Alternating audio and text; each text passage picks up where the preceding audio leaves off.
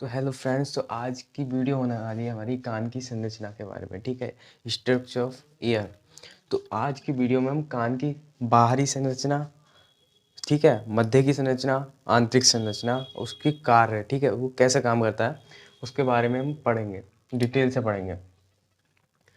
तो एक बात आपको पहले कहना चाहता हूँ कि 10th हो गया है, 9th हो गया, 8th हो गया, 11th हो गया, 12th हो गया, इन सब की जो है अगर नोट्स चाहिए आसान भाषा में तो नीचे टेलीग्राम है, उस पर हमारे ग्रुप को ज्वाइन करें। मैं वहाँ पे पीडीएफ प्रोवाइड करा दूँगा, या फिर मेरी जो जीमेल है उससे कांटेक्ट करें, मैं वहाँ पे भी आपको पीडीएफ प्रोवाइड करा दूँगा।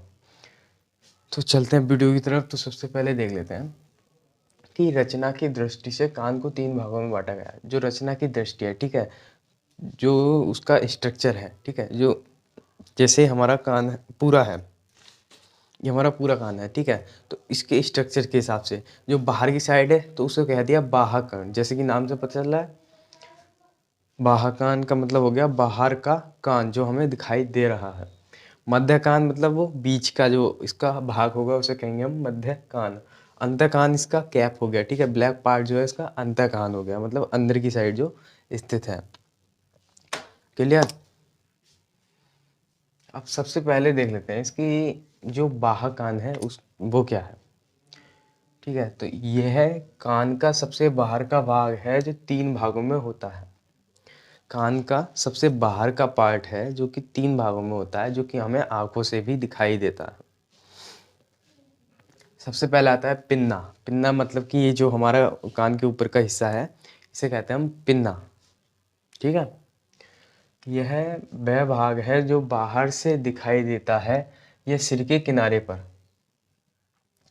उपलब्ध होता है। ठीक है, जो हमारा सिर का किनारा है उस पे ये लगा होता है, आंखों के ठीक पीछे इसकी स्थिति होती है। तो ये सभी ध्वनि को एकत्र करने और इन्हें कान नहर तक भेजने में सहायता करता है। तो ये क्या करता है कि हमारे चारों तरफ जो है हम कुछ बोलते हैं तो फैल जाता है, ठीक है, तो उसको जो है एकत्र करके, ठीक है, एक ही डायरेक्शन में बना करके जो है हमारे कान नाल मतलब कि हमारे मीटस तक सेंड करता है। तो मीटस में सेंड करने का इसका मेन काम है कि ध्वनि को इकट्ठा करके मीटस में सेंड करना। क्लियर। पिन्ना को एक बार और देख लेते हैं कि यह वह भाग है जो बाहर से दिखाई देता है, यह सिर के किनारे पर उपलब्ध होता है, ठीक आंखों के पीछे ये लगा होता है, और यह सभी ध्वनियों को एकत्र करने और उन्हें कान नहर तक भेजने में सहायता करता है। ठीक है, नेक्स्ट हमारा मीटस। मीटस यह पिन्ना से भीतर की ओर फैली लगभग 2.5 सेंटीमीटर लंबी नालिका होती है। ठीक है, जो हमारा ये एक पाइप होती है, जैसे हमारी गर्दन होती है उसी तरह का ये एक खोखला पाइप होती है जो कि जिसमें हम उंगली डाल के खुजाते हैं। ठीक है, तो वो है हमारी मीटस। तो इसके भीतरी भाग में टेम्पोरल हड्डी होती है, इसके अंदर की साइड में टेम्पोरल नाम की हड्डी होती है। ठीक है, टेम्पोरल हड्डी होती है इसके अंदर, ठीक है, मीटस में। अब देख लेते हैं कर्णपतह। तो मीटस में जो है कुछ ग्रंथियां होती हैं जो कि मोम जैसा पदार्थ रिलीज करती हैं, ठीक है, जिसे हम ईयर वैक्स भी कहते हैं। इसके बारे में आगे पढ़ेंगे। तो देखो सबसे पहला फिर आता है, 3rd नंबर पर आता है हमारा कर्णपटह। कर्णपटह है, इसे कह सकते हैं कान का पर्दा भी हम इसे कह सकते हैं। तो इसे कान का पर्दा भी कहते हैं। इसका बाहरी आवरण एपिथेलियम ऊतक का होता है। ठीक है, जो इसका जैसे हमारा कोई पर्दा है,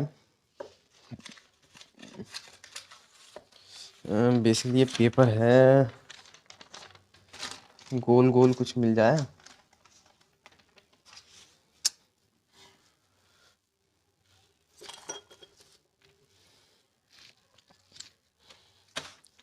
बेसिकली एक गाड़ी का पहिया है, चलो यही काम है। तो जो हमारा इसे कहा, इसका बाहरी आवरण एपिथेलियम ऊतक का होता है। बाहरी आवरण मतलब कि ये वाला जो हिस्सा है, ठीक है, इसके जो किनारे हैं वो होते हैं एपिथेलियम ऊतक के बने हुए, और बीच का भाग संयोजी ऊतक का होता है। जो बीच का पार्ट है, ठीक है, ये जो है इसमें खाली दिख रहा है, इसमें ये जो है पूरा भरा होता है, और बीच का जो होता है वो होता है हमारा संयोजी ऊतक का होता है। मीटस की दीवार से सेरुमिनस ग्रंथियां होती हैं। मीटस की दीवार में कौन सी सेरुमिनस नाम की ग्रंथियां पाई जाती हैं, जिनसे कि एक मोम जैसा पदार्थ निकलता है जिसे हम ईयरवैक्स कहते हैं। ईयरवैक्स मतलब कि कान का मैल भी उसे हम कहते हैं सिंपल भाषा में। तो इसका काम क्या है, ठीक है, इसमें हमारे कान में ये ईयरवैक्स रिलीज क्यों होता है। सबसे पहला मेन काम है कि जो हमारा कर्णपट है ये उसको नम बनाए रखता है, ठीक है, उसको गीला करके रखता है, कान के पर्दे को सूखने से बचाता है। इसका पहला काम तो है ये। दूसरा काम, जो बाहर हमारे वायुमंडल में छोटे छोटे कण होते हैं धूल के, ठीक है, वो अगर हमारे पर्दे तक पहुंच जाएंगे तो पर्दों को कुछ हानि भी हो सकती है, तो उससे बचाता है, ठीक है। जो कण होते हैं वायु में वो बैक से चिपक जाते हैं। नेक्स्ट है हमारे जो बैक्टीरियाज होते हैं, बैक्टीरियाज भी हमारे पर्दे को नुकसान पहुंचा सकते हैं। तो पर्दे से पहले ही किसमें, हमारे मीटस में ये फैला हुआ होता है, तो उससे जो है ये चिपक जाते हैं और वहीं पे ख़त्म हो जाते हैं, ठीक है। तो ईयरवैक्स का हमें पता चल गया कि ईयरवैक्स किस यूज़ में आती है। अब देख लेते हैं मध्य कान। मध्य कान हो गया, देखो बाह्य कान तो हमारा कंप्लीट हो गया। बाह्य कान में पिन्ना, मीटस और कर्णपट है, ठीक है। पिन्ना हो गया हमारा कान का ऊपरी भाग, मीटस हो गया हमारा कान का जो ये पाइप है, और कर्णपट हो गया हमारा कान का पर्दा। तो ये आते हैं हमारे बाह्य कान। अब देख लेते हैं हमारा मध्य कर्ण। मध्य कर्ण मतलब कि हमारा सेंटर का वो जो हो गया, ठीक है। मध्य कर्ण हो गया हमारा मिडल ईयर। यह कर्ण पटे से भीतर की ओर करोटी की टेम्पोरल हड्डी की वायु से भरी गुफा के रूप में होती है, ठीक है। तो ये जो है कान के पर्दे के पीछे से स्टार्ट होता है, और करोटी की टेम्पोरल हड्डी, करोटी की टेम्पोरल हड्डी का एक चैम्बर होता है जिसे हम कहते हैं मध्य कर्ण, ठीक है। क्लियर है। इसमें सिर्फ वायु होती है अंदर भरी हुई।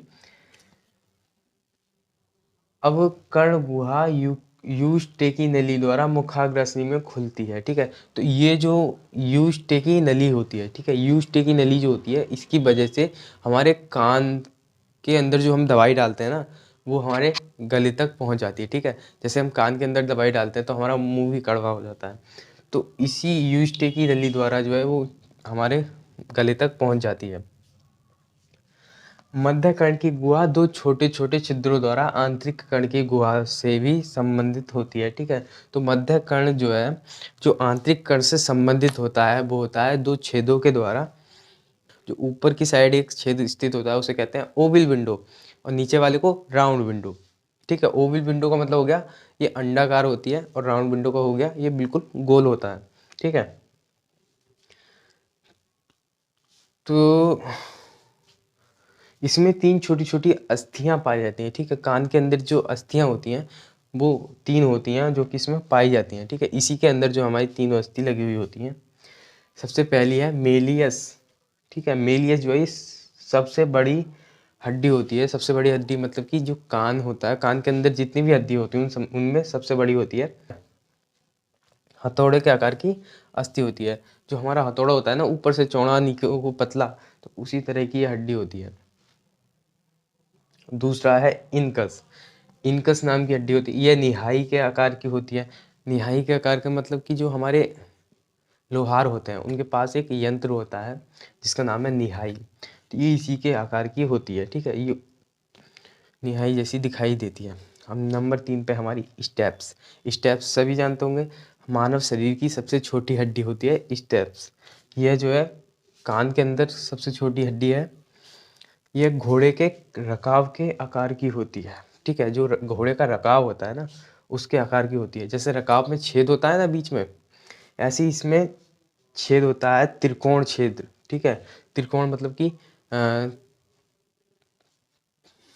ट्रायंगल शेप का एक छेद होता है इसके बीच में। क्लियर है। क्लियर सबको। मध्य कर्ण का बेसिकली काम होता है ध्वनि तरंग को यांत्रिक कंपन में चेंज करना, जो है इसका मेन काम है। नेक्स्ट है हमारा अंतः कान। अंतः कान के बारे में भी अभी हम पढ़ लेते हैं। तो नेक्स्ट बात कर लेते हैं हम अंतः कान। अंतः कान मतलब कि इनर ईयर के बारे में, जो कान के बिल्कुल अंदर का हिस्सा होता है, तो ये अर्ध पारदर्शक झिल्ली की बनी एक जटिल संरचना है, ठीक है। ये अर्ध पारदर्शक मतलब कि इसमें से स्पष्ट दिखाई नहीं देता, ठीक है। दिखाई देता है लेकिन स्पष्ट दिखाई नहीं देता, ऐसी झिल्ली की बनी एक जटिल संरचना है, ठीक है।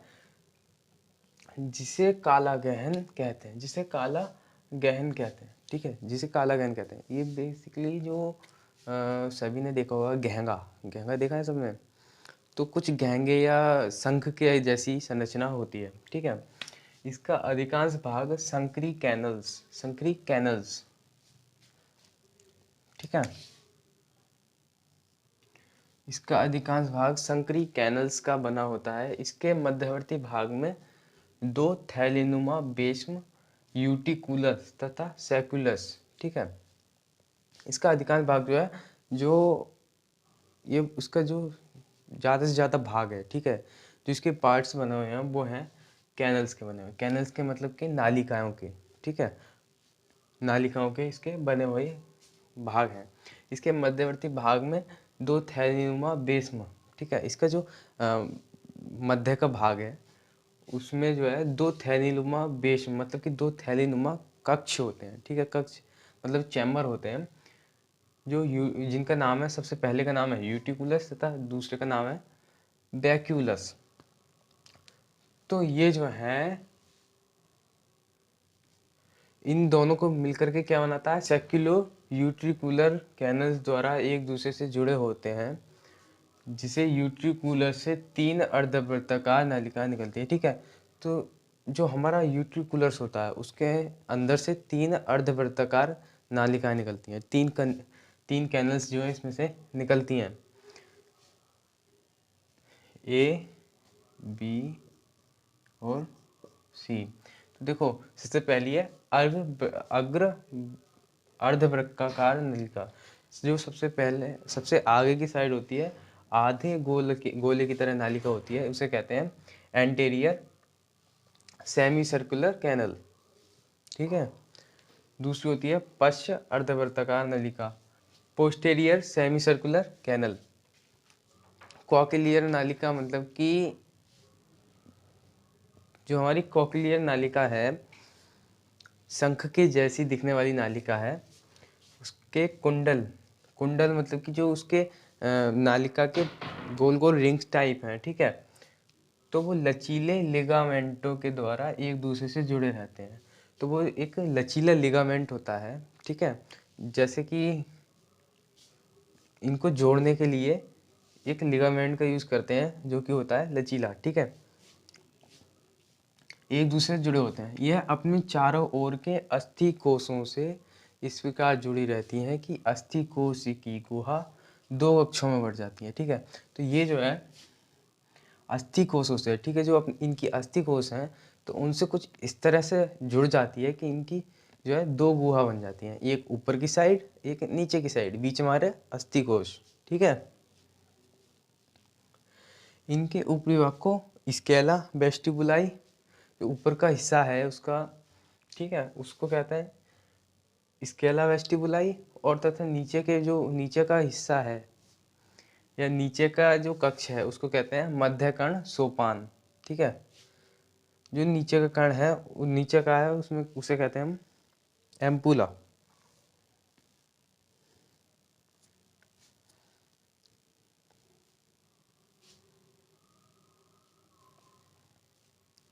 ठीक है। नीचे के कक्ष को मध्य कर्ण सोपान, और जो हमारा बीच में जो हमारी वो थी, ठीक है,